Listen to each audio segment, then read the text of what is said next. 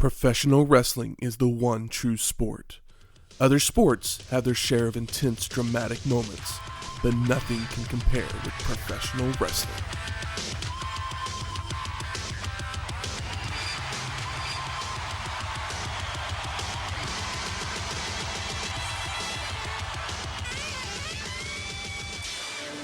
Welcome to Wrestling History X, where three friends come together to talk about the stories behind the matches. I'm Matt. I'm the sewer rat biting your big toe. And I want you. I don't know if I need you, but I'd die to find out. Welcome to episode 245, WWF Monday Night RAW. Viva la Deutschland. That's right. Not in German, but that's right. You know.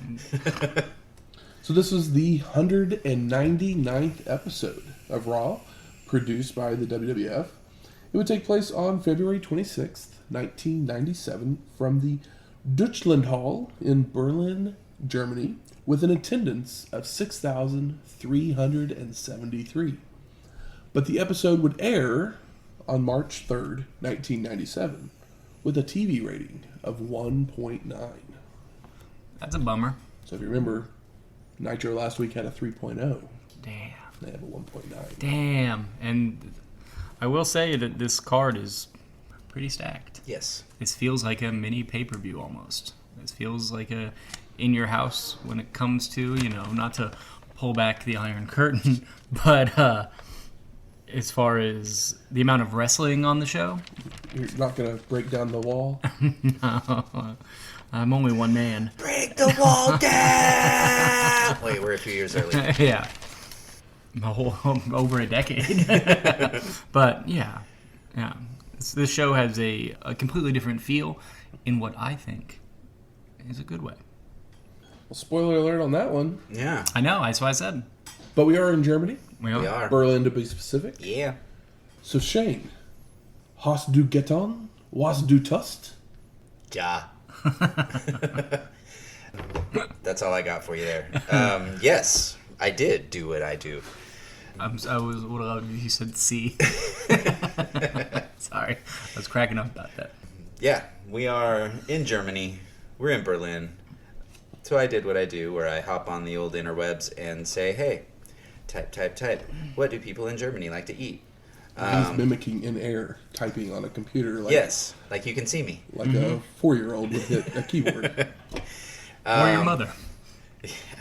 No, that's like one finger. Yeah, depending on her age. Hunt and peck. Yes, we're in Germany, and I decided to look up what do the Germans like to eat. We've schnitzeled. Yes, we've schnitzeled. If I could have, I would have brought some, not technically German, but it's from Austria, which is close enough. Unless you're from Germany, then maybe it's not close enough. I don't know. Anywho's, Sure, there's some crossover. I would have liked to bring some of Wolfgang Puck's goulash, because it was delicious back in the day. But I did find another German restaurant, and unfortunately, the restaurants with the German flair in Oklahoma have dwindled down to nearly none. Yeah, rest in peace. Ingrid's, yes. Yeah. Because the other place is just like a bar, and the food's not that good. Fassler? Yeah. Yeah. Kind of stinks.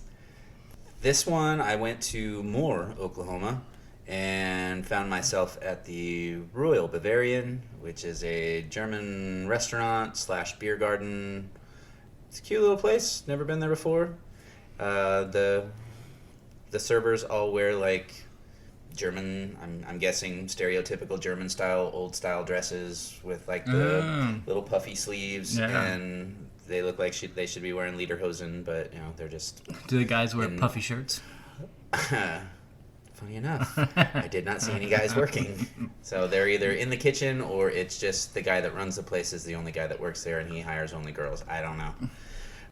I'm going to have to go back there, though, and check out the food because the menu looked good when I looked it up, and some of the stuff that I saw walking by on the trays looked pretty tasty, but I figure we're here for Raw. It's not a full-on pay-per-view or premium live event, as they will become known in the distant future. But we have a reason to celebrate. We're here watching the finals. of the European Championship tournament. So I figure we're gonna need a little something to celebrate. We need something, celebrations. You get something sweet, something cakey. I decided to go for a couple different strudels. First one we have is Topfenstrudel mit Vanille sauce, which is a cream strudel with vanilla sauce, which is a Bavarian specialty. It says, "Don't leave before you've tried it." I should note all of their desserts are homemade from old family recipes, so these are made in-house. There's nothing that's brought in. Yeah, brought in pre-made. frozen and thawed out. Yeah. The other one I got is the Apfelstrudel mit Vanille Ice, but I had them leave out the ice, if I'm saying it correctly. It's an apple strudel with vanilla ice cream, but I just had them give me more of that vanilla sauce from the cream strudel, because I figured by the time I got back here with it, the ice cream would melt and we'd just have vanilla cream anyways, so let's just go for a vanilla cream. But it's a famous dessert, homemade and fresh. It's, I think, my favorite of the two. The apples are very, very prominent in it. You got a good little cinnamon kick to it. Yeah, the apple had a very, sweet, obviously, but the apples had a nice, sour tinge to it in a good way. Yes, they had a sour, there's a good tanginess to them. They're sort of al dente in a way, so they still have a little bit of a bite to them, and it's not just apple mush. I don't know for sure with this cream one.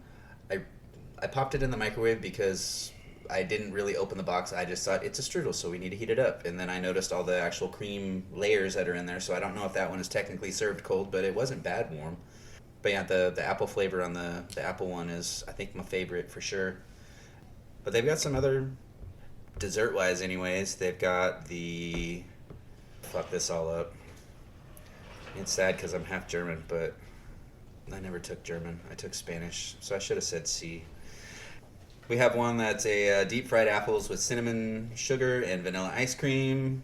Slices of apples dipped in a sweet beer batter and fried.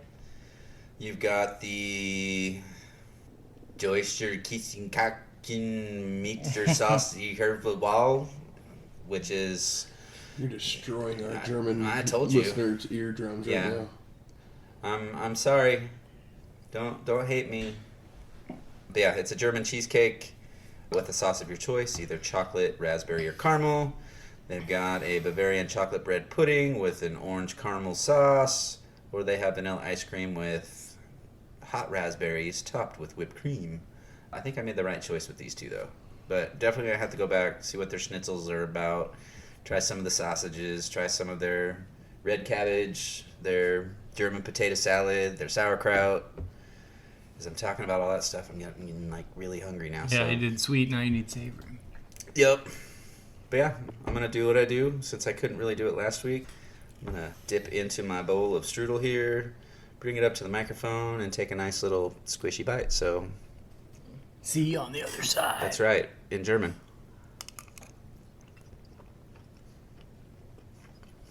Fuck yeah.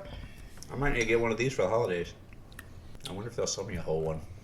Quick question.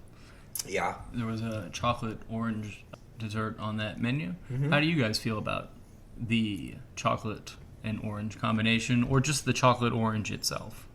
I didn't used to be a fan of People chocolate seem to and either orange like together. it or hate it. My first time going to Starbucks, that was the special that they had, was like a orange mocha cappuccino. Well, that sounds bad.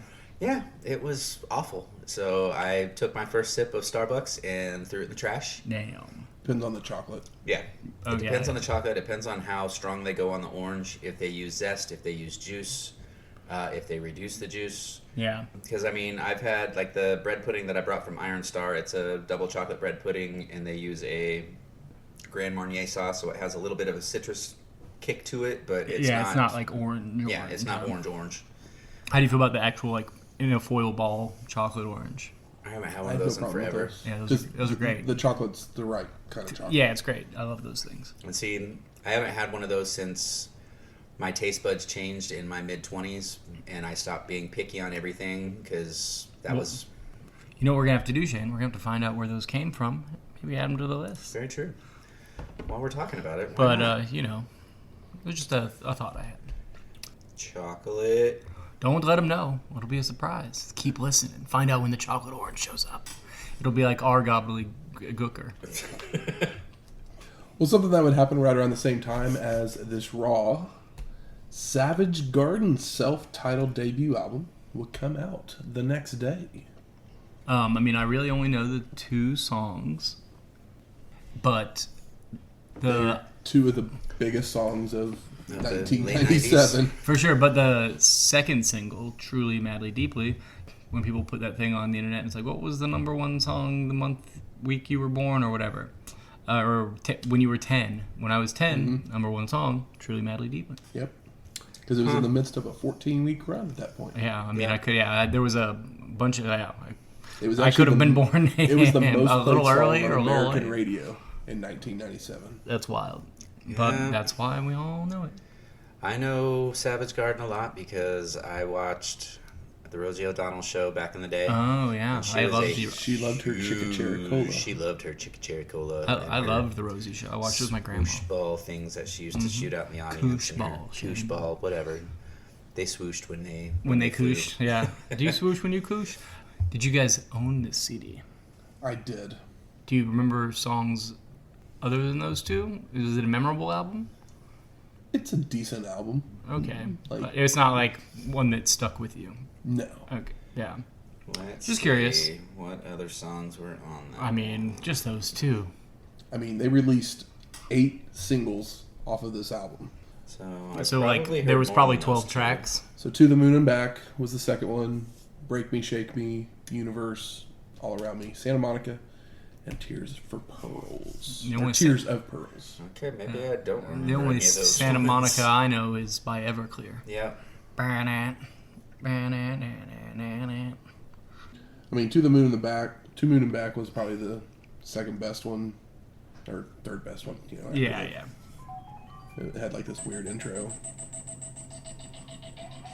I mean, they did very electro pop type stuff, synth stuff, because the producer was what is his name from Air Supply. Oh, wow. Weird. Yeah. Huh. So I was going to say like Mutt Lange or something like that, since he was big at the time. Your love is like oxygen. You know that song? That's an Air Supply song. You get too much. Okay, I do remember now that Yeah. I'm actually hearing the words to it. I don't remember the intro at all. Well, they cut it out for the radio, probably. Probably. Yeah. Yeah. Huh. Yeah, I mean, I didn't hate Savage Garden, but I wasn't a huge... I've heard you I complain wasn't a about fan. it. I've heard you. Well, that one song, that one it song. played for 14 weeks. People are gonna get tired. No, of it. that's Truly Madly Deeply. Yeah. Oh, which yeah. is a good song. Yeah, but Chicken Cherry overplayed. Cola. Cherry Cherry Cola did not only hit number 4 on the charts, But was overplayed. so they didn't. But it was overplayed as well. Yes. Yes. It's also not nearly as enjoyable song. No. No. Like I said, great chorus, bad verse. Yep. So we ready to see if this show goes down like a Cherry Cola? Oh, I want it to, but I'm dying to find out. Jesus. We get the WWF logo, followed by a video highlighting the Berlin Wall and the Cold War, where we get Vince McMahon narration. For nearly 30 years, this terrible wall symbolized the world's division, but the people of Berlin tore it down on November 9th, 1989, signaling the end of the Cold War and the celebration of a reunified Germany. The Brandenburg Gate was once blockaded east from west and is now a free passageway. A portion of the wall that literally split the city in half still stands today, a testament to the human spirit and now a symbol of unity to the rest of the free world. Tonight, the eyes of the world are once again on Berlin. 8 superstars that battled for 7 nights in 7 cities for the honor of being the first European champion. Tonight, 2 men, united as tag team champions, are engulfed in controversy. 2 men are united by family and divided by a common goal. Tonight, the world unites in Berlin, Germany, to crown the first ever World Wrestling Federation European Champion. First new belt in 20 years. So I hear. Sorry. That was nice. Cue the intro before Vince welcomes everyone to the show, followed by Honky Tonk Man making his way down to the announcer's table. Oh, lordy. McMahon then also introduces Jim Ross before running down the card of the show. And our ring announcer for the evening is Karsten Schaefer.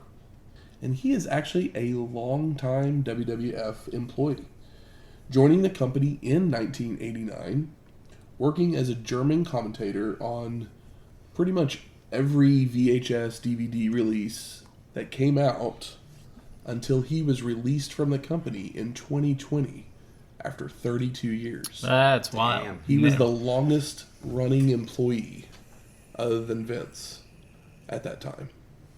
Fucking COVID. That's crazy. Took him out. I mean, hopefully he's still with us. Well, yeah. But yeah, that was he's the not COVID, with the company. the COVID cuts that they Yeah, made that yeah, year. I'm sure. But we go to our first match. Hunter Hearst Helmsley versus Bret, the Hitman Hart. And as Triple H makes his way down, Vince sends it backstage to Bret, who talks about keeping focus on his match before saying he hopes Austin is watching at home, because what I do tonight is the same thing I'm going to do to Stone Cold. And before the match gets going, you see fans like throwing stuff into the ring, and one of them happens to be a Bret Hart teddy bear I did see those. that Hunter picks up and just punts it back out into the crowd. Yeah, Oh, just like Baxter. great visual. So Triple H starts with a knee to the midsection, but the Hitman comes right back with a side headlock takedown as we see video of Austin arriving at the WWF headquarters in Connecticut. I want to know why he wasn't invited to Germany. I don't know. Rude. He wasn't in the European tournament, so... Yeah, DUI. True. It's like he's already Just the king of the kidding, ring. I You have don't no need to give idea. him everything. Hunter continuously escapes, only to be put right back into a side headlock until delivering another knee to the midsection to take control of the match as we head to break. Slammy Awards coming soon on the USA Network. And we're back to the action as Triple H continues to hammer away, sending Bret into a ring post shoulder first, Posted. followed by a single arm breaker for a 2 count. Hunter works the shoulder over with knees before hitting a running knee lift and heading up top, only for the Hitman to meet him there for a superplex. Hart hits a leg drop, a shot to the gut, and a side Russian leg sweep for a near fall, before nailing a backbreaker and a second rope elbow drop for a 2 count. Bret keeps it up with a snap suplex for a near fall, but Triple H reverses a whip, sending the Hitman hard into a corner, followed by going for the pedigree. But Hart counters it into a catapult that sends Hunter headfirst into the ring post. Posted. Bret goes to apply the sharpshooter, but Triple H rakes the eyes to slow the momentum. So the Hitman whips Hunter to a corner for a flare flip, leaving him hanging upside down, Tree of whoa. allowing Hart to stomp away. Whoa. The ref attempts to pull them out of the corner, only for Bret to shove him down, causing Earl Hebner to call for the disqualification. Pooh. Post-match, Bret looks to continue attacking Triple H when the muscular woman jumps in the ring, staring the Hitman down until security can separate everyone. Hot crowd. I mean, Bret leading Hunter to a nice intense match and putting some grit into the Hitman. Yep. Starting to see a little bit of that anger boiling to the surface of the polite Canadian that we've known all these years. The always slighted Bret Hart has had enough. Sick of this shit. Vince then sends us to the WWF headquarters to interview Stone Cold Steve Austin. But all there is this empty chair, when all of a sudden we hear the sound of a toilet being flushed. So McMahon then gives us a sightseeing tour of Berlin before going to the footage from the Royal Rumble, where Owen Hart eliminated the British Bulldog. We also see footage of the Final Four match before heading to break, where we get the Slam of the Week, where Undertaker hits a leaping clothesline on Farouk, followed by Old School and a power slam from Raw the previous week. But when we come back, it's our second match. Vader with Paul Bearer versus Rocky Maivia for the WWF Intercontinental Championship. JR lets us know that Vader did beat Rocky Maivia in the European tournament. 11 days ago. They even show us footage of it. Yep, they did. So Vader uses his power advantage to control the match early on, delivering forearms, stiff shots, and a clothesline, followed by a sit-down ab stretch, before transitioning into a sleeper. But Maivia escapes and rolls up the Mastodon for a 2 count. Vader recovers to nail another clothesline and a corner splash, followed by telegraphing a back body drop. So Rocky goes for a sunset flip, only for the Mastodon to just butt splash for a near fall. Vader attempts a suplex, but Maivia is able to block and reverse it into one of his own for a 2 count, before hitting multiple clotheslines, right hands, and a back suplex for a near fall as we head to break. Look at him moving Vader around like that. Back to the action, the Mastodon splashes Rocky in the middle of the ring before dragging him to the corner for a second rope splash for the pin. And no, Maivia kicks out. Paul Bearer is shocked. Vader applies a leg lock with Rocky crawling his way to the ropes to break the hold. The crowd rallying behind him. So the Mastodon slams him and heads to the second rope again. And Vader leaps off, only to be caught by Maivia for a power slam that gets a 2 count. Damn. Followed by a belly-to-belly suplex for a near fall. Rocky plants the Mastodon with a float-over DDT and heads up top, connecting with the crossbody, but Vader is able to roll away to keep from being covered.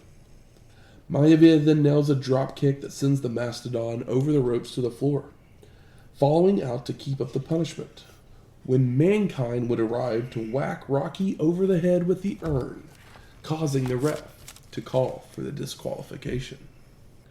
Post-match, Vader looks at Foley, wondering what that was all about, before returning Maivia to the ring to beat him down with stiff shots, clotheslines, and an elbow, before officials come in to the ring to break it up. Oh, the first rock and sock connection. Involved an urn. Still very good in-ring stuff. It's a shame that the first 2 matches are DQ. I mean, Rocky can't pin Vader yet, but they can't pin Rocky because they're trying to push him. And he needs... What's for the title, so... Yeah. It's like he either needs his win back or this needs to happen. JR then sends it to footage of Jerry the King Lawler challenging ECW on Raw 2 weeks ago. We then see highlights of some of the action that took place last week on Raw when ECW showed up. But any use of a weapon, except for a chair, because they can use those on WWF. Yeah. Everything else is blurred out. Or Sandman hitting himself with a beer can is all blurred out. Too extreme. So the footage closes with Lawler and Paul Heyman trying to get their hands on each other after having an argument at the announce table. The King then calls into the show, saying he can't believe that McMahon wasted airtime showing that ECW footage again, claiming that several WWF wrestlers were mad that they got invaded, but then proceeds to invite Heyman to the next week's Raw. Makes sense. Yeah. Yep. I wonder if it feels like a Paul Lee idea to like blur it out so people will like oh, I want to see that. Let me tune into ECW. Feels like a Paul idea and not something that they just wouldn't show on television, but I don't know for sure. This is conjecture. I don't know for sure either. Yeah. Maybe one of the weapons had blood or something on it. Or somebody wrote, Sandman's fucking cane or something like that on it. So we go to our third match, the Sultan versus Flash Funk. And we go to commercial before the match begins, getting a Raw is War ad. No Funkettes for Flash. I guess they didn't have Funkette money. They didn't pay him to go on the European tour. Of course they didn't, but just point Surprised I out. couldn't find European Funkettes, whatever the German word for that is. Funkets. Lederhose. Nice. I don't know. But we return to see Sultan hit a back elbow, followed by footage of how the Sultan got the upper hand during the break. Flash responds with a drop kick to send the Sultan out to the floor, following out with a second rope clothesline. Now back in the ring, the Sultan regains control with a sleeper, taking Funk down to the mat momentarily as we get a phone call from Paul E. Dangerously. And Flash escapes and leaps off the second rope with a crossbody, while Heyman talks about his pay-per-view coming up on April 13th. Funk with a spinning heel kick for a 2 count before the two men both hit clotheslines for a double KO, as Paul E. talks bad about Lawler. And the two men are back on their feet where they trade strikes until Flash delivers a Hurricanrana to take down the Sultan, before heading up top to nail a moonsault for a near fall. And it's kind of amazing that he pulled the moonsault because Flash Funk lands right on his head when doing this Hurricane Rana. It is a tough look. He's, visibly rocked. All I could think is, now that's the Scorpio I remember. Shit. Fuck. The Sultan reverses a whip, sending Funk to a corner, where he attempts to leap up and over the charging Sultan. But he's caught, so Flash counters into a head scissors, only for the Sultan to counter it into a pancake slam. The Sultan then locks on the camel clutch for the submission and the win. Wild that I did not expect the Sultan to win because Flash Funk's been featured on television. But jobber to the star. Yeah. Chopper to the Sultan. You're gonna wear those hooker boots? You're gonna point those heels to God. Vincent sends it to footage from last October, where Steve Austin trashed the WWF headquarters, tossing production and security around. We then go to an interview from earlier in the day, where Sycho Sid had some words for Mankind, who surprised everyone by speaking German during an interview he did. And Sid says that Foley should be focusing on the game they play instead of speaking German, followed by turning his attention to The Undertaker, saying he will be a symbol of one of his many victories, as he is the man, the master, and the ruler of the world. Thank you for the tea on that. It's the world. The world. We go to commercial, but we come back to Ross sending us to footage from In Your House Final Four, where Bulldog and Owen had a miscommunication, followed by a shoving match. Now back in the arena, Ahmed Johnson makes his way down to the ring, with McMahon saying he's there to announce whether or not he will accept the Street Fight Challenge from Farouk for WrestleMania. And our ring announcer, Karsten Schaefer, is there as well to help translate for the fans in the arena, with Ahmed accepting, but he won't be coming by himself, and that he will take Farouk down for the fans, finishing with, "You're going down. And the crowd chants with him. You're going down. That's what he was saying. Okay. You're going down." The crowd chants with him, and it's not a great thing to chant, but it's nice to see him behind old AJ. We get a WrestleMania ad, followed by footage of the Legion of Doom's return last week on Raw. Oh, what a rush. And the LOD cuts a promo on the NOD, Nation of Domination, on Shotgun Saturday night, saying they will be at WrestleMania. So I guess we know who Johnson's bringing now? So I didn't even put that together. Me neither. It felt separate. I'm not going to lie. A lot of times when Ahmed Johnson talks, he has so much bass in his voice.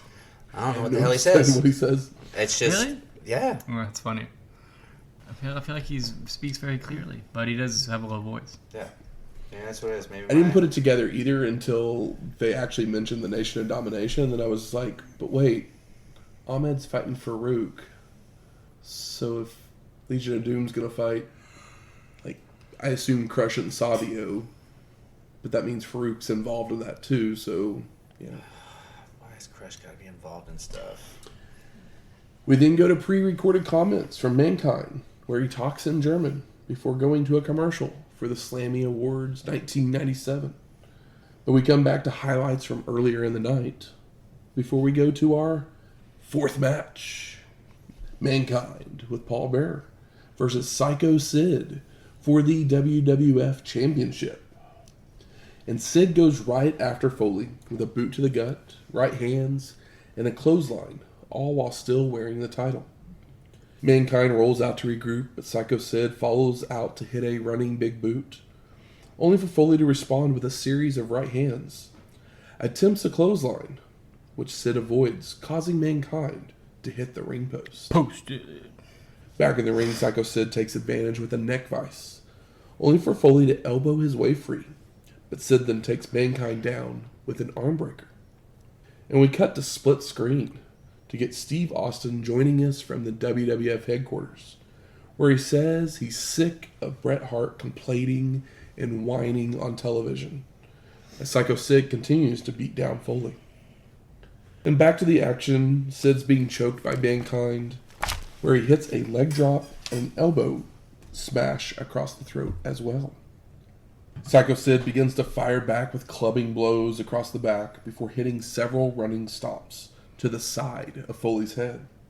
But Mankind avoids a big boot in the corner, allowing Foley to regain control with a flurry of right hands as we head to commercial.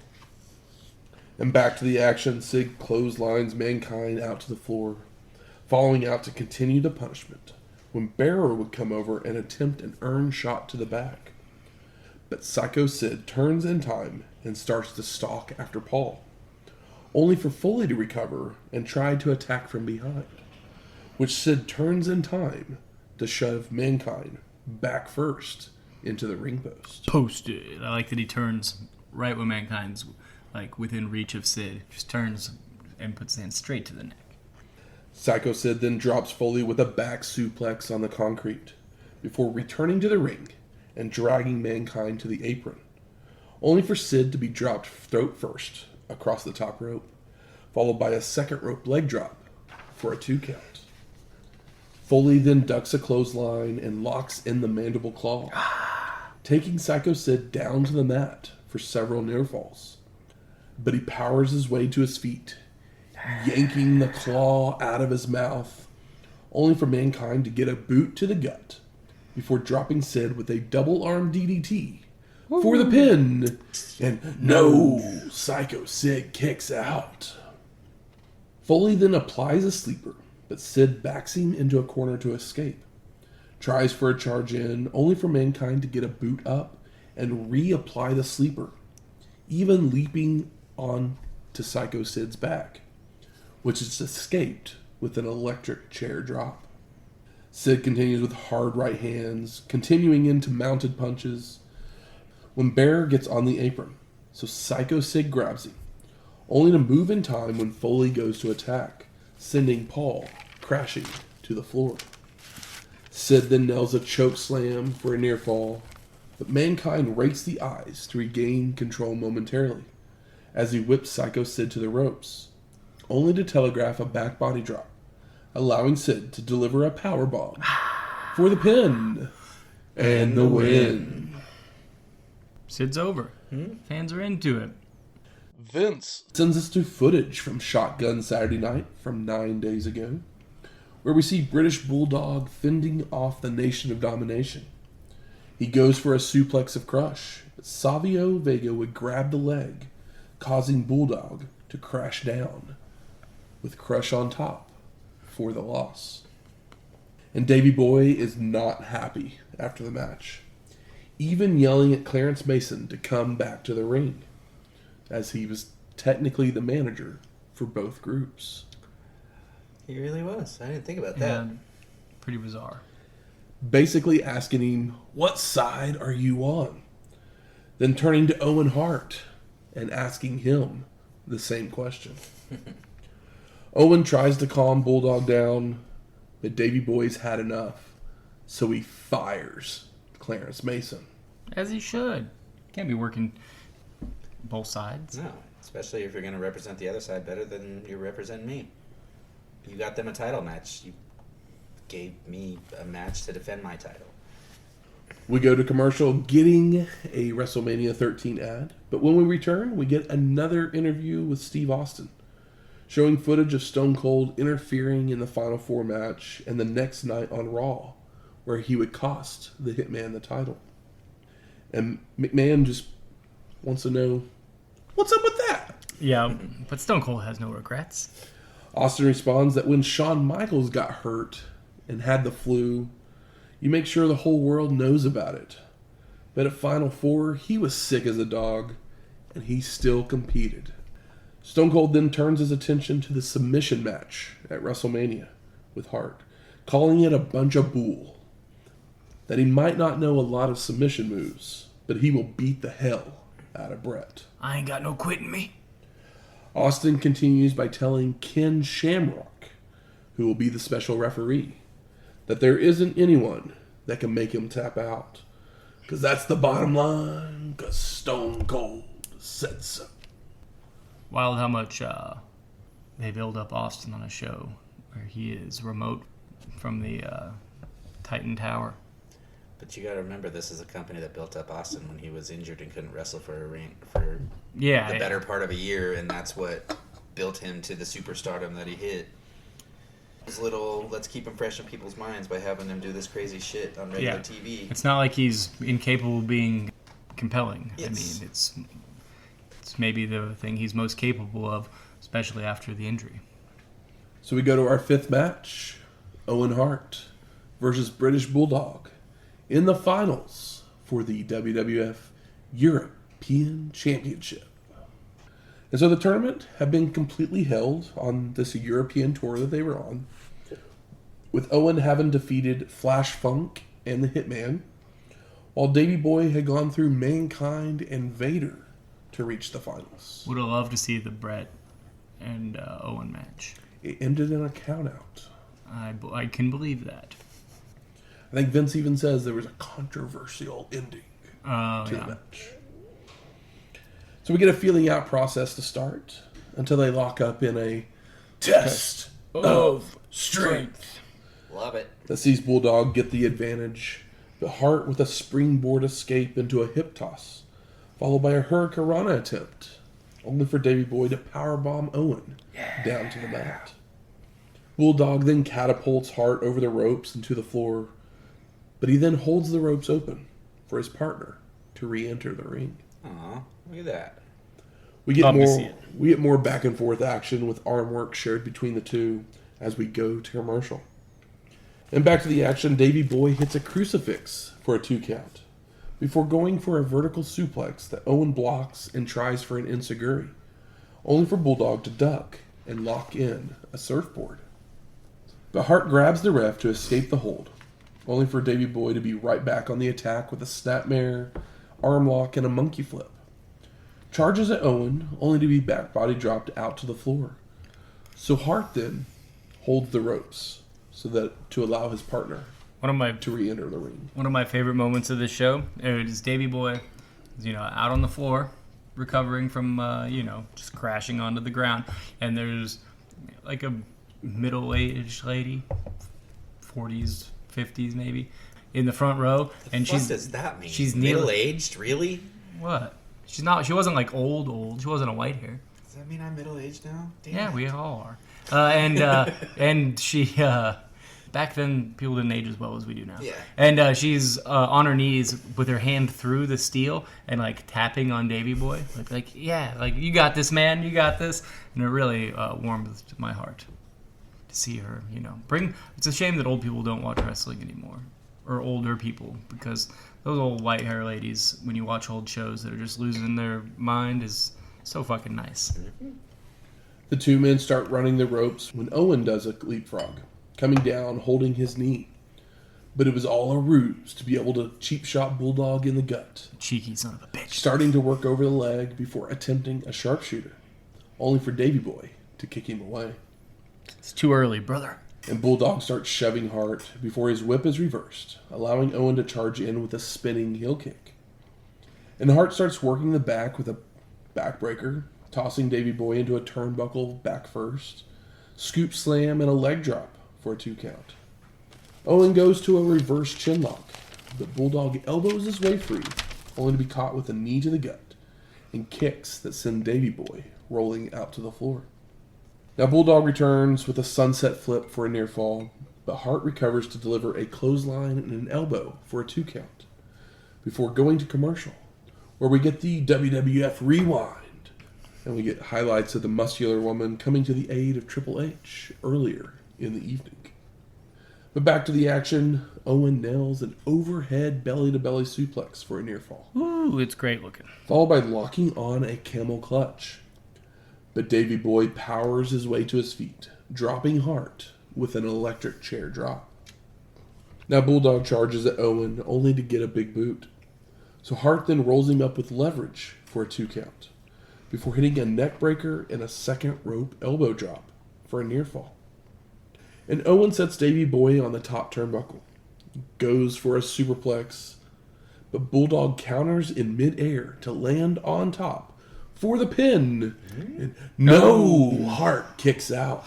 I love the reverse chinlock before this big spot where it's like they're doing a really good job of hiding it, but you can tell that Owen is in his ear. For like, you know, like here, like giving him a spot or whatever, and you can tell that like Bulldog puts his like hand like in his mouth or whatever just to like get out a response without anybody seeing it. So he's like, oh yeah, no, not that, and then is my assumption, and then he takes the second suggestion for the next spot. They did a really good job of hiding it. I wouldn't have noticed it when I was a kid, but it was just it's kind of things you start looking for when you've watched as much wrestling as we have. Yep. They lost that ability when high def came around. Or when people didn't call matches in the ring anymore, and yeah. That too. Davey Boy hits a trio of clotheslines and a vertical suplex for a 2 count.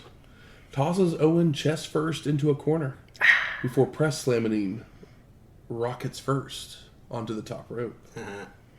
Bulldog then goes to bring in Hart the hard way, but Owen floats over to counter into a bridging German suplex for a near fall. Or is it just a regular suplex since we're in Germany? It's a bridging... It's a German suplex. Okay. Give them their flowers. A reversed whip sees Hart try to leap up and over Davey Boy, but he gets caught. So Bulldog goes for the running power slam, only for Owen to hang onto the ropes, causing them to fall to the mat with Hart on top for a 2 count. Owen then hits a springboard crossbody, but Davey Boy rolls through to be on top for a near fall, followed by Hart nailing an enziguri, locking on the sharpshooter, but Bulldog slowly crawls his way to the ropes to break the hold. Dude, couldn't believe it. The enziguri catches his foot. Owen steps up, lands the other one. Bulldog sells it like Sam Houston full flip. Fucking lost my mind. The two then fight their way through a tombstone piledriver attempt, with Davey Boy getting Hart up for the running power slam for the pin. And no! Owen kicks out. Bulldog starts to argue with the ref. He's in disbelief. Allowing Hart to jump on his back for a victory roll. But Davey Boy rolls through for the pin. And the win. And new! And first and inaugural. Mm-hmm. Post-match, the two partners shake hands. But there still seems to be a bit of jealousy on the part of Owen, as Vince says his goodbyes, and we fade to black. There's a moment here where Owen Hart takes him a minute to do the handshake, and then he still has a stern look on his face, and then when they lift up their titles or whatever, like Owen makes sure to have one hand on the European belt. Mm-hmm. It's just those little touches that guys like this are so good at doing without making things feel so obvious or corny. See, these Hart brothers need to, from now on, never wrestle Davey overseas for a championship, because he beat Bret for the Intercontinental in Great Britain. As great as this match was, I was like, British Bulldog's obviously going to win, but they did the thing where the match was great, And I was like, well, maybe the heel on top, but it's like they're not in England, but you got to get the guy from the UK winning from Europe. So I ask you, gentlemen, what are your overall thoughts of Monday Night Raw from March 3rd, 1997? It's fun as hell. I love the look of the show because obviously they didn't bring their own equipment, and so like the cameras are older, and you can tell there's like a grainier quality, but not necessarily in a negative way. The show looks like a show from these like early 80s, and the way that the arena is lit, it's a lot darker, and it has a grittier, older feel that like I really, really enjoyed and kind of played into the show because this feels like there's more wrestling / good wrestling on a Raw than we typically see. So it felt like a throwback because it kind of was. Yeah, it had a very Coliseum home video appeal to it from, those little tapes that I'd walk down to video station in Lincoln, Nebraska and rent, with shows from overseas that, they wouldn't show on regular TV over here. Yeah, good show. Yeah. Solid wrestling.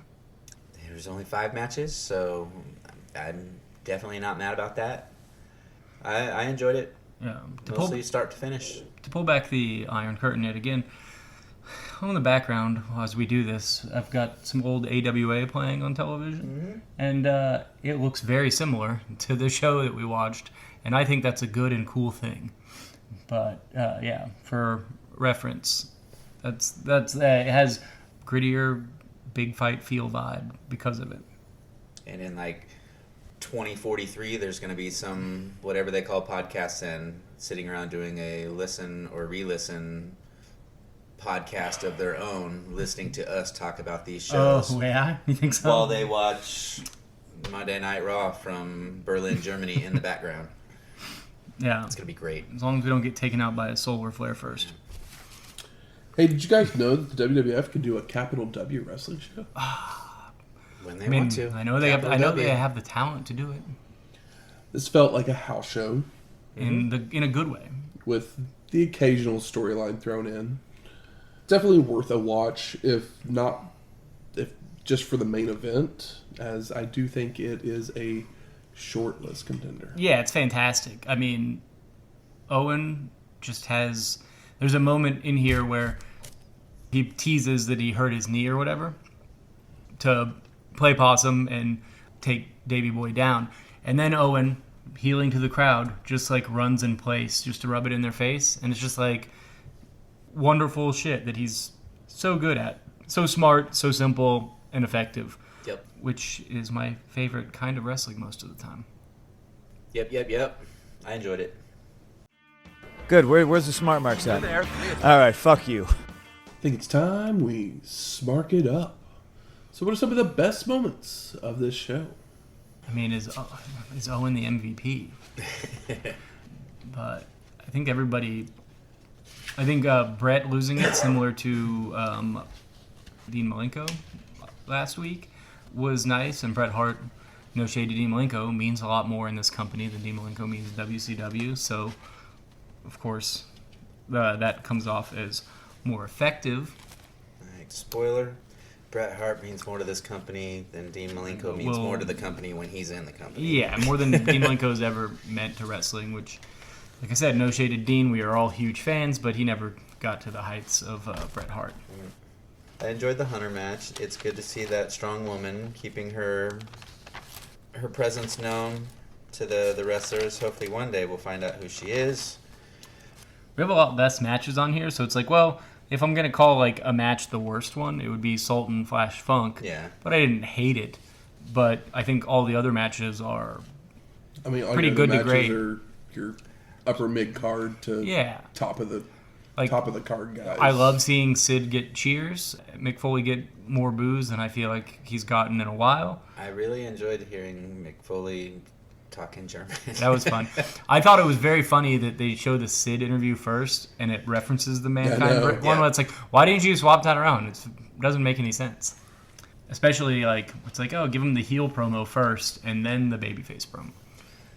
Watching Rocky as he made his way to the ring, I feel like I could see the frustration on his face of people don't like me as much as I hope they would, because I mean, he got pulled by the crowd quite a bit as he made his way down, but you could see the frustrations as he had to turn around and like rip his arm away from somebody because they wouldn't let go of him. Yeah, it makes me excited for the future. When he becomes one of the best heels of the a little less 90s. Rocky, a little more cocky. Yeah. Yep. I mean, I hated him so much when he was that wonderful heel on television, and it was and I hated him because he was doing his job right. Mm-hmm. Not because he was bad at it, because he was good at it. There's one of these shows that, like, everything is good, but nothing really stands out. Yeah. I think the biggest standout is that there's wrestling on a Raw. Like, these feel like fucking wrestling matches. And that the bummer of it is that it is a really good glorified house show. And a lot of the reason, the reason is because they were on this European tour and they decided to film it so they could show it on Raw, I'm glad they did. But they only had a certain amount of people on the tour. So they were like, okay, well, let's just put all our main guys on TV. But all these matches are probably a good 12 to 15 minutes long. Yeah, last week we watched 10 matches in the same amount of time, an hour and a half. Exactly. An hour and a half commercial free on like the network, Peacock, whatever. How about most disappointing? I'm not particularly mad at the double, the DQ in the first two matches, but it is a little disappointing. I completely understand why. I don't know that it necessarily needed to go another way. I wish they would have moved the matches around. Moved the matches around a little bit so that there wasn't the two DQs. Why couldn't Sultan and Maivia be second? Yep. Yeah. There's no reason that match could fit like basically anywhere on the card except for the last match, because all the other matches are like fucking big names that have been around long enough, or at least there's one big name in it that's been around long enough. Whereas the Sultan and Flash Funk, they've both been around long enough, but they haven't been the characters that they're playing very long at all. Yeah, it's just they're not home names. Or like Sid has been around forever. Yeah, he's a name. Mick Foley's been around forever. He's Mankind, but if you're a wrestling fan, Fatu's been around forever, but he wasn't really anything much the last couple of years other than... Yeah, his mask looks cool. Mm-hmm. That's for sure. The Sultan has a good look. Yeah, I don't know. I really liked the show. I think, like I said, the production really did. Vibe can mean a lot sometimes, and if I were to like rate this, sometimes you watch a thing and something happens and you're like, oh, well, that gets an extra half a star just for that. And this show gets like a full extra point or two because of the look and the vibe, and it just felt nostalgic in a different way.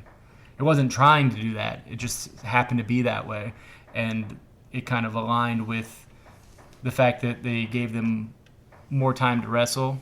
Yeah. Feels good, man. How about best performer of the night? I'm going with the crowd. Crowd was wonderful. Yeah. They were into it, but Owen and British Bulldog really just put on a dang clinic. How often do we get Owen Hart on top? On top of the card. But, we can give it to the crowd. They showed up. You don't have to give it to the crowd. Yeah.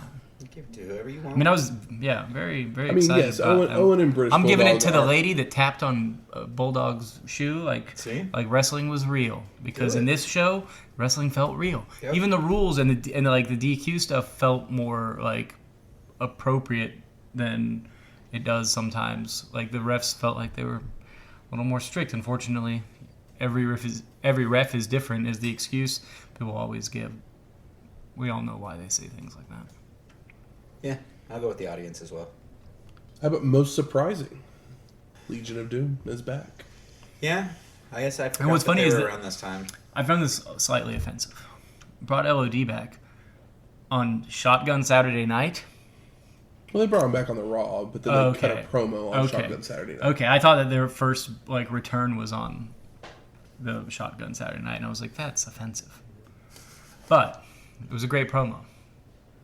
And I'm happy to see him back, and it makes sense because WrestleMania is in Chicago, and they are Chicago boys.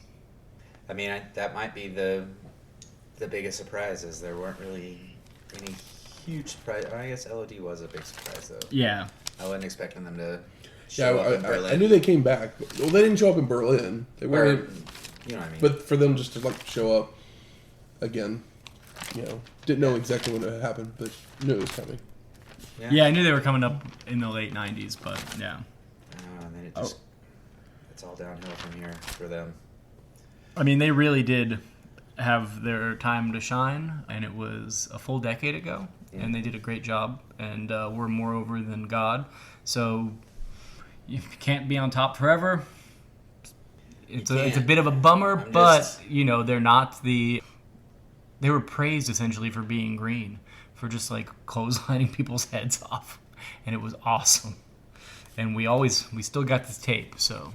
Yeah, I'm curious to see how much of them we're going to see on the shows that we watch, just because I know things get wonky. I mean, you guys remember one of the more recent times we saw them where Hawk just didn't know where he was and fucked the entire matchup completely. It honestly makes your fucking heart sink to see it. But because it's such a awful glaring mistake. It makes Randy's leg pull look like pocket change. And now for a look back even further into the history of wrestling. The dusty finish. Don Morocco, with the help of the Dangerous Alliance, had won the ECW Heavyweight Championship, but would now face a former rival in Tito Santana on August 8th, 1993. Tito Santana, born 1953 in Texas, would play college football at West Texas State, which was quarterbacked by Tully Blanchard. Oh, wow. This friendship would lead to Tito making his way to professional wrestling to train under Hiro Matsuda and Bob Orton, debuting in 1977 for Championship Wrestling from Florida. He would work the late 70s throughout the territories and even in Japan, before making his way to the WWF in 1979. Santana would team with Ivan Putski to win his first belt in the WWF Tag Team Championships, before leaving to travel the world in different promotions. He would return in 1983 to feud with the Magnificent Morocco, becoming the first Mexican-American to win the WWF Intercontinental Championship. Tito would then feud with Greg the Hammer Valentine afterwards, leading to them trading the belt over the next couple of years. Santana would finally get the best of Valentine inside of a steel cage in 1985, but the Hammer would destroy the belt, forcing the WWF to get a new title. Tito would then hold on to the championship until he would meet a newcomer, Macho Man Randy Savage. After this run, Santana would team with Rick Martel to form Strikeforce to win the tag team championships. But Martel would eventually turn on his partner, leading to an extended feud. Tito would turn his attentions back to the Intercontinental Championship, but would lose to Mr. Perfect in the finals of a tournament. He would stay with the WWF until 1993, being one of only 2 men to appear at the first 9 WrestleManias. For his accomplishments, Santana has been inducted into the Professional Wrestling and WWE Hall of Fames. Tito's time in ECW was short, and soon a new champion would arise in the emerging promotion. I miss so many of the people you named. I miss Paul. I mean, I was like, there's a whole lot of great wrestling before pay-per-view that we never covered. All those Madison Square Gardens, like the Tito and Valentine, that wasn't on WrestleMania 1, but it was in 85, right? I want to watch that match. I want to see Valentine and Tito trade the belt back and forth over a couple of years. Maybe one day we'll catch completely up and we'll have to go further back. But that's probably not going to happen, guys. I'm just kidding. Next week, Uncensored 1997. See, this almost makes me wish it was an ECW show that you initially called out. But I have a feeling you might call one out next week. Music from this week's show is, for the last time, Monday Night Raw by Jim Johnston. Oh, wow. So I sang along Wow. or just did a little ditty on my own for no reason. I believe they call it... Without knowing. Yeah, I believe they call it Kismet. Kismet. And British Bulldog won our main event, so we play Rule Britania by Leonard Bernstein. I can hear it now. I know. There's not really any other songs, like, entrances like that outside of Pomp and Circumstance, where it's just, like, these big, like, horn anthems that have existed forever. And, yeah. Those are kind of the only two, right? Yeah, see, like, Britain needs another anthem or a couple anthems, because anytime anybody talks about somebody from Great Britain, they want to play that song. And it's not that I'm against it, it's just I want them to play something else. Because, you know, here in the United States, you could play the Star Spangled Banner, you could recite the Pledge of Allegiance. I guess Spotch there. America the Beautiful. America the Beautiful, yeah. Spotch there Sustra is kind of in that, Oh, but yeah. it has a different feel, but it also is synonymous. It's synonymous with, it's older than both these things, but it's 2001 and Ric Flair. Yeah. And I think depending on what group of friends you're with. Yeah. Yeah. Tell you Sometimes it's for I have it a kind of trophy separated in my presentation. head in a weird way too, because I'm a huge fan of both things. But yeah, sometimes where you work has a lip sync throwdown contest, and your nameplate gets officially put on the trophy, and you have to announce it to the world. So you use Spotch. oh yeah. Great. What else? Yeah, it's either that or Pomp and Circumstance. If you like this episode or any of our other ones, please go out there, rate and review us on iTunes, Spotify, Google Play, or wherever you find your podcast at. Do as Michael says. 5 stars or no stars. Come on, guys. And if you have any questions, comments, concerns, Oh, sweet Lord, we're going to Uncensored, and that is from where? Charleston, South Carolina. South Carolina. Send us some raw milk or absinthe. I'm trying to think of illegal things that aren't like that illegal, that aren't like drugs. I'm like, oh, yeah, like raw milk is illegal. I think absinthe is. I don't know for sure. Yeah, I'm okay without either of those. But if you want to send us Pat something, absinthe. you know, It's weird. send us some words. Slide into our DMs. Shout out to us on the X. Yeah, pats on the back. Keep us going. That's right. We're going to be watching Uncensored, and if you've listened to any of our reviews on previous Uncensored, we Yeah. could use some support. Yeah, we're going to want to fall off of a hay truck. Yeah. We might be, I shouldn't even say we might be, we're going to be having some very uncensored conversation about this show, and I'm sure there's going to be a few Fs I'm sure, said. yeah. If you've listened to this show, you know the worse the show we have to watch is, probably the better the episode. Yeah.